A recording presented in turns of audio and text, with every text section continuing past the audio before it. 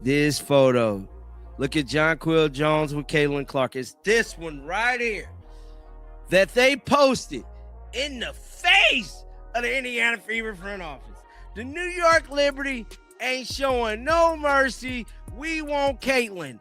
They letting it be known. I got to read some of these comments. Bring CC to New York Liberty next season. Liberty fans standing 10 toes down for you, JJ. CC and JJ. That one Liberty post triggered a full recruiting campaign in the comments. But the photo is not the real reason Indiana should be paying attention. The bigger warning shows up when you compare what New York can offer Caitlin Clark with what the Fever still have not fully figured out. This video right here, and this is the New York Liberty Instagram account. They posted this video, which we all seen, of Ellie with Caitlin. How are you? You just sent me with your truck. How dare you? Are you having fun? As much fun as Liberty games go? Really? Wow, okay. Good for you. That's awesome. Do you like the Fever? So. You like playing us. When you win. All right, good to see you. The Liberty's official Instagram account did not fabricate a trade rumor or announce some secret negotiation. It posted an all-star weekend interaction between Clark and Ellie the Elephant, New York's mascot. On its own, that is harmless social content. Mascots interact with visiting stars constantly, and Clark attracts cameras everywhere she goes. What made this different was the reaction. Fans immediately treated a playful clip like a recruitment advertisement. They were not discussing the mascot. They were imagining Clark inside Barclays Center, wearing Liberty colors and running an offense surrounded by championship-level talent. That distinction matters. New York did not need to write, "Come play for us." The audience wrote it for them. The organization simply placed the most popular player in women's basketball inside the Liberty's visual universe and allowed the internet to complete the story. And later, we need to address the part that should concern Indiana far more than any Instagram caption. Why the idea of Clark leaving does not sound completely ridiculous to a growing number of people. So before that video was taken, Caitlin Clark was holding Ellie Braid in that video. But it's these photos right here of Jonquel Jones winning MVP. Oh, man, why did they do Kelsey like that? Look at Kelsey Mitchell. Even Kelsey Mitchell was unserious about this year's All-Star game. Look at Kelsey. Just watching her score. This right here. This photo. Look at Jonquel Jones with Caitlin Clark. It's this one right here that they posted. Then came the photograph with Jonquel Jones, and suddenly the fantasy had a basketball argument behind it. Jones is not merely another recognizable WNBA player.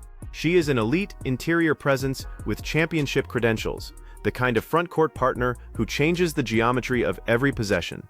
Put a passer with Clark's range and anticipation beside a screener and finisher like Jones, and defenders face an ugly choice. Step toward Clark 30 feet from the basket, and Jones receives space behind the coverage. Stay attached to Jones, and Clark walks into pull-up threes or attacks a tilted defense. That is why the image traveled. Fans were not only reacting to two stars smiling together, they were mentally drawing pick-and-roll actions. The important word, however, is fantasy. There is no verified evidence in this transcript that Clark has requested a move, that New York has approached Indiana, or that the two players discussed teaming up. Treating a photograph as proof of recruitment would be irresponsible, but dismissing the entire reaction as meaningless would miss the point. The comments exposed a real belief among fans. Clark's game might look even more dangerous inside a more established basketball structure. Ain't showing no mercy. We want Caitlin. They letting it be known. I got to read some of these comments. Bring CC to New York Liberty next season. Liberty fans standing 10 toes down for you, JJ. CC and JJ. Yeah, CC and JJ. Y'all see the comments. Y'all see them. Uh-oh. I'm telling you right now, no place like the Big Apple. No place like show business. Bring CC to New York next season. CC and JJ, no place like the Big Apple. Those comments are speculation, not reporting. Still, They reveal how quickly control of a superstar's story can move away from her current team.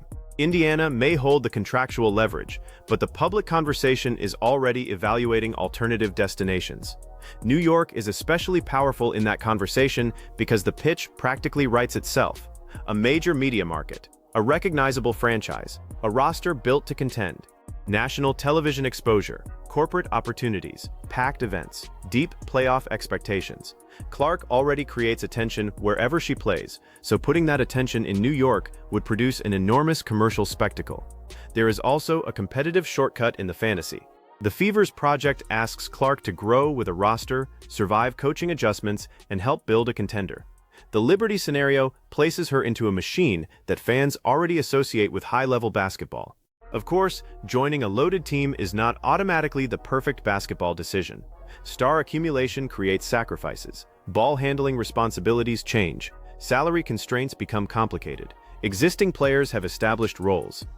A move that looks unstoppable in a social media edit can become awkward when 5 players need touches and only 1 basketball is available. Yet those complications are not stopping the fantasy because the attraction is emotional before it is technical. People see Clark beside Jones and think immediate championship pressure. They see Clark in Indiana and think unfinished construction. That is the perception battle the Fever cannot afford to lose. So guys, let's jump right into this. So Caitlin Clark and the Indiana Fever is currently getting ready for another road trip. They posted today that the team is back. And I got to pull up the schedule, look and see who they're playing next. Now, Caitlin Clark has since broken the damn internet all damn weekend. But at this point, Caitlin Clark breaks the internet every damn day. So the Indiana Fever is back together. They just dropped this here. I'm trying to see where they at. I don't know. Indiana, meanwhile, was returning to normal team business and preparing for another road game. That contrast is almost perfect. The Fever are trying to manage a season. The internet is trying to redesign Clark's future. This is where the discussion has to become fairer to Indiana. A franchise cannot make decisions based on every viral post involving its star player. Clark appearing beside another team's mascot does not create an emergency. She is one of the league's central attractions, so opposing organizations will naturally feature her when she appears at their events. The Fever also possess something New York cannot simply reproduce: Clark's established connection to Indiana's fan base. She entered the league there. The building, the uniforms, and the city are now attached to the opening chapter of her professional career. Every breakthrough carries extra emotional weight because supporters watched the difficult parts first. Leaving that behind would carry a cost. If Indiana builds correctly, Clark could own the entire story rather than joining someone else's finished product. There is a difference between helping a contender win and becoming the player who transformed a franchise into one. That legacy argument is Indiana's strongest defense, but it only works if the franchise proves the construction is moving in the right direction. Loyalty is not a substitute for competent roster building. Emotional attachment cannot cover structural basketball problems forever. We're in Seattle, so they will be playing the Storm next. Now, they did drop this video yesterday. Right back. Team is back. Keep going. Right back at it. The road footage shows Clark laughing with teammates, and that matters because speculation often strips away the human reality.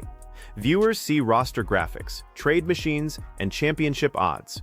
Players live inside relationships, routines, and locker rooms. Nothing in this clip suggests a player separating herself from Indiana. It shows someone participating in team life. That should be stated clearly because a dramatic theory can become misleading when every harmless moment is forced to support it. But chemistry and contentment are not the same as permanent commitment. A player can enjoy her teammates while still expecting the organization to improve. She can appreciate the current environment and eventually make a different professional calculation. Those ideas do not contradict each other. The Fever's responsibility is therefore bigger than keeping Clark happy on a random Tuesday. They must create a basketball operation she can trust over multiple seasons.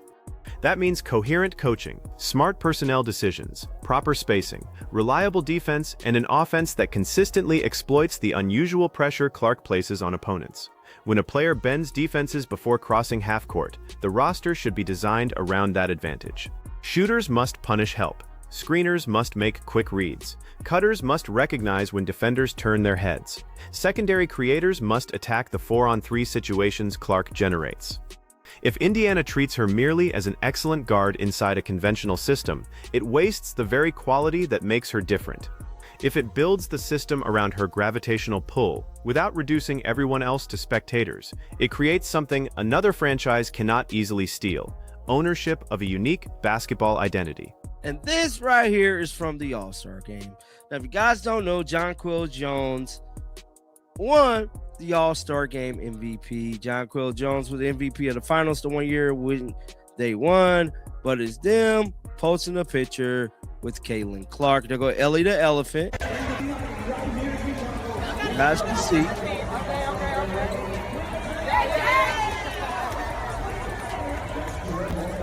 Jonquel Jones winning All-Star Game MVP added another layer to the reaction. The photograph did not pair Clark with an unproven prospect. It paired her with a player whose resume gives the imagined partnership credibility. This is the dangerous middle portion of every superstar rumor. First comes the entertaining image, then fans add basketball logic. After that, commentators begin asking whether the hypothetical destination is actually better than the current one. Once that question becomes normalized, every frustration with the current team is interpreted as supporting evidence. A bad rotation becomes proof the organization does not understand Clark. A difficult loss becomes proof she needs more help. A conversation with an opposing player becomes recruitment. A smile beside a mascot becomes foreshadowing. Most of those conclusions are exaggerated, yet they accumulate because superstar narratives are rarely driven by one definitive event. They grow through repetition until an idea that once sounded absurd starts feeling familiar.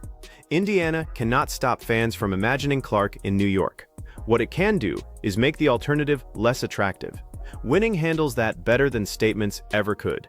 A front office can issue 10 declarations about commitment, but if the roster looks confused and the team stalls, speculation survives. Build a sustainable contender, and the fantasy loses oxygen. That is the hard truth underneath the entertainment.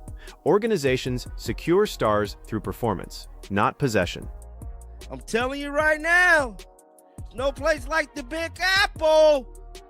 No place like show business. Caitlin Clark, New York, I'm calling it. I've been saying it. I think New York is the place for Caitlin to be. I think she got a better chance of winning the championship with New York. I think her overall game plan. The host goes further and argues that Clark has a better chance to win a championship in New York. That is an opinion, not an established fact, but it identifies the central comparison. What does Clark value most in the next phase of her career? If the answer is immediate contention, New York represents the type of destination fans will keep mentioning.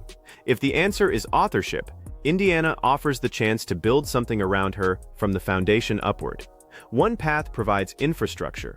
The other provides control over the identity of the project. The championship argument also requires more nuance than simply listing famous teammates. Basketball fit matters. New York's established stars would not become background characters. Clark would need to share creation duties and adapt to a system with existing priorities. That could make her more efficient, but it could also reduce some of the freedom that makes her special. Indiana can offer the opposite. It can place Clark at the center of every important offensive decision. That comes with more responsibility and possibly a slower route to a title, but it gives the franchise a clear organizing principle. The correct choice cannot be determined from one photograph because the real answer depends on conditions that may change. Roster health, coaching quality, contract rules, competitive windows, and the willingness of each organization to make difficult personnel decisions. Still, the fact that the question feels plausible is a message to Indiana. When fans can instantly describe another team's pitch but struggle to explain your long-term plan, your plan is not visible enough. Money. Now, one player is so desperate for attention who think they're the face, the other who naturally gets attention and simply is the face. So, Asia Wilson up here is twerking. Caitlin Clark is minding her business, standing there like a true superstar that she is. Now, a lot of stuff has been going around being said with the conversation then shifts into comparisons over who naturally commands attention. That section may generate arguments, but it also highlights Clark's unusual commercial position. She does not need to demand the spotlight. The spotlight reorganizes itself around her. A brief interaction can dominate discussion. A photograph can generate roster speculation. A casual appearance can become the central image from an entire event. That level of attention gives Clark leverage even without a public trade demand. She does not need to threaten anyone. Her value is visible in ticket demand, television interest, social engagement, and the urgency with which brands and teams place themselves near her. For Indiana, that creates both an opportunity and a burden. The opportunity is obvious. Very few franchises receive a player capable of expanding the audience for nearly everything connected to the team. The burden is that normal organizational mistakes become magnified. Every questionable substitution, roster weakness, or awkward message reaches people who would never examine another team so closely. New York understands spectacle. Its social team recognized that placing Clark beside Ellie and Jones would produce engagement. That does not prove a coordinated recruiting effort, but it demonstrates an organization comfortable operating inside the attention economy. Indiana must become equally sophisticated without allowing marketing to outrun basketball. Posters, slogans, and viral clips are useful only when the product on the court supports them. Clark's brand can bring the audience into the building. A credible championship plan is what convinces that audience, and potentially the player herself, that the building remains the right place. Oh man, we got to squeeze this in here. So Caitlin Clark did a Nike commercial, well, a Nike video. That looked good to me. I have to ask you, now that we're in a simulator with someone that you've never played golf with like me, where's your competition level? It gets pretty competitive. I start sweating. That looked good. Here we go. Just whack it. I'm gonna whack it. So this is Nike president she's playing golf with, just to let you guys know. My first set of golf clubs when I was probably like 10. It was like this cute little pink set. They were horrible. You couldn't hit the ball very far with them, but it's honestly one of the presents I remember the most as a kid that I got. Then Nike enters the story, and this is where the stakes become larger than a Liberty post. Clark is shown playing golf with Nike's president and discussing the competitiveness she finds in sports outside basketball. That setting is carefully chosen.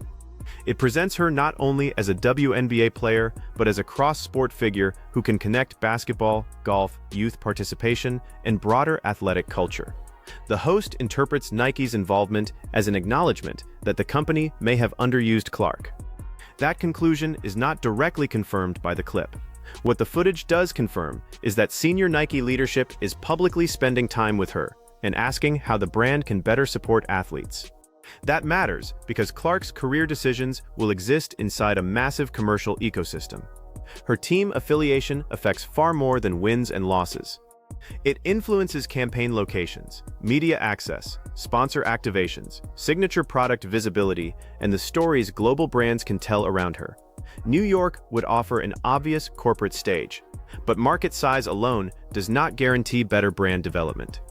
Clark has already shown that she can bring national attention to Indiana. In some ways, that is a more powerful story, an athlete creating the market rather than simply entering the largest one available. The real question is whether her partners believe Indiana can keep pace with the scale of her influence. Brands want consistent visibility, compelling games, and meaningful postseason moments. A poorly constructed team limits those opportunities. A rising contender multiplies them. This is where basketball operations and commercial strategy meet. Building around Clark is not merely a sporting decision for the Fever. It affects the value of every broadcast, partnership, and event attached to the franchise. You have a lot of communities connected to sport. What are some of the communities you're connected with? I think that's probably what athletes love, is like doing something outside of their own sport, like whether it's soccer, whether that's football, whether that's golf. Like, I think connecting with different athletes, and also I think for myself, like getting to see their craft up close. Like, it's obviously so different, but at the same time it's similar in a way, and like seeing how competitive people are. And I think also with golf, like, it's an individual sport. Like, there's nobody else out there except you, and I think it really challenges the mental aspect of sport, and you don't always get that in basketball because, you know, if you have a tough day, you have 4 other people on the court with you at the same time. Now we reach the most revealing moment in the entire video. Nike's president asks Clark, "What more can we do?" Clark answers by emphasizing bringing athletes together. exposing young people to their idols and creating experiences that let them try new things. Notice what she does not do. She does not complain. She does not publicly demand a larger campaign. She frames the opportunity around access and community. That response explains why so many organizations want to associate themselves with her. Clark can attract enormous attention without sounding consumed by her own celebrity. She redirects the conversation toward athletes, young fans, and experiences. From a brand perspective, that combination is extraordinarily valuable. It also helps explain the Liberty reaction. New York was not merely posting a talented guard. It was posting one of the most commercially powerful athletes in the sport, interacting naturally with its mascot and its star center. The organization gained engagement without making a formal pitch. So was the post an actual recruitment message? Based on the available evidence, no. There is no verified offer, no public statement from Clark suggesting she wants out, and no confirmed negotiation. Calling it a direct attempt to acquire her would go beyond the facts. But was it a reminder of the competition Indiana faces for Clark's long-term future? Absolutely. That is the delayed answer. The danger is not that one photograph secretly completed a deal. The danger is that every ambitious franchise, major sponsor, and media platform understands Clark's value. Indiana cannot operate as though retaining that value is automatic. The Fever's protection is not contractual language alone. It is making Indiana the place where Clark can compete for championships, develop her game, expand her influence, and feel that the organization's ambition matches her own. They need a roster that complements her instead of merely sharing the floor with her. They need decision-makers who can distinguish short-term popularity from long-term team building. They need communication strong enough to withstand inevitable speculation. Most importantly, they need visible progress. Because if progress stalls, New York will not be the only hypothetical destination. Every contender with cap, flexibility, elite infrastructure, or a persuasive basketball vision will enter the conversation. So you've been hanging out with us and the team the last couple days. What do you think from a Nike perspective? What more can we do? Just continue to keep bringing athletes together. So Nike is actually acknowledging that they might have dropped the ball here with Caitlin. She said, what more can we do to help your brand? Ain't that Especially like with the youth world, like I think allowing them to see their idols, like that was super impactful on my life, so. Exposure, experiences, getting to try things. Yeah, okay. The Liberty are simply the easiest team to imagine today because the visual evidence arrived at the perfect moment. Indiana still controls its side of the story. Clark is traveling with the team, interacting with teammates, and continuing her professional routine. Nothing presented here proves a breakup is coming.